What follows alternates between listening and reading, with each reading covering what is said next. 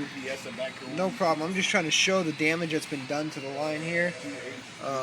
It's going to be hard to see, but I can get my bigger flashlight if you want. yeah, if you can get a flashlight, because I just want to show that one, the line is loose, and that should be secured. But right there, it's crimped. You can actually feel it, and this is coming from the dealer, from a mechanic. I'm going to try and get this down in there, maybe we can get a look at it, but you see that? You see all that damage? It's not fixed, the Freon isn't even flowing, and then on top of that, there's no power from here going to the compressor to get the AC on, so that's why I need to get that fixed, and that line's got to get replaced so I can get the AC working.